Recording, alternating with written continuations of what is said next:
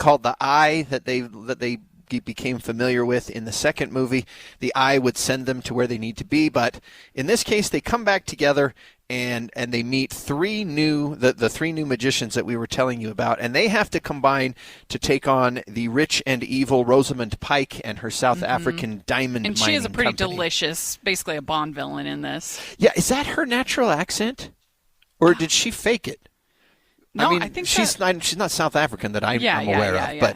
But yeah, I was like, she looks familiar, but she's totally Bond villain in this. Yeah. This is like if James Bond was a comedy kind of thing. But to me, that so you go see this movie because it's fun to watch them do the illusions. Now, I find it ironic, Rachel, with the ability for special effects to do whatever, that watching a movie about illusions, we're kind of transporting ourselves to be the characters in the movie.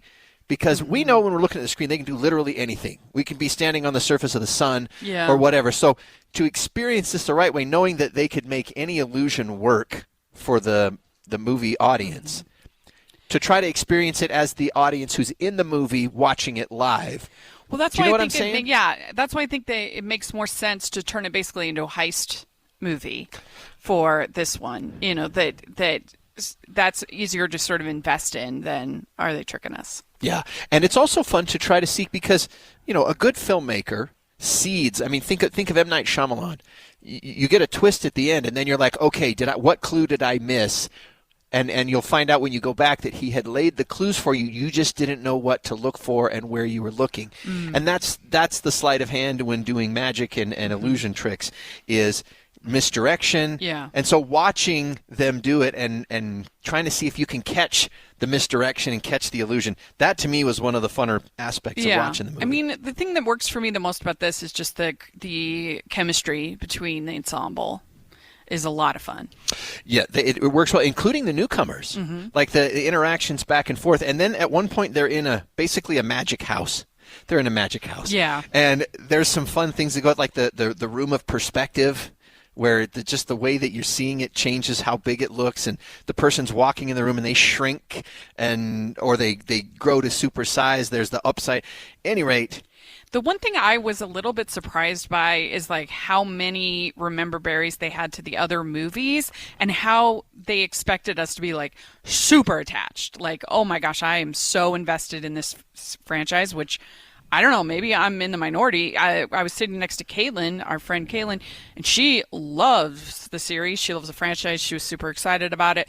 So maybe I'm in the minority, but I just feel like it's one of those like somewhat forgettable franchises. So the idea that I was supposed to be like super emotionally invested in the outcomes for characters and things. Oh, that was from the second movie. Or, Okay, so now I took my two boys, my 12-year-old and my 16-year-old, and they were loving it because they just recently rewatched it. Okay. So I was really excited to experience it with them because I hadn't seen 2 since it came out in the theater.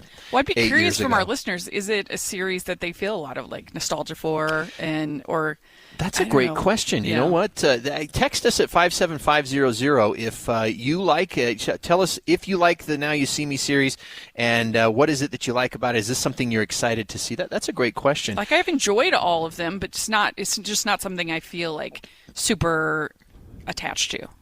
Well, and they certainly see the possibility of future movies also, so that this franchise does not appear to be done. But you go for the characters and you kind of have fun with it, and I just thought it was enjoyable. I actually gave it a B+ grade. I would probably give it just a B, but I would go fresh on it. To me, this is like a solid blockbuster, like entertaining. It didn't like blow me away, but it was fun. Okay. And it is rated PG-13 for some strong language, violence, and suggestive references.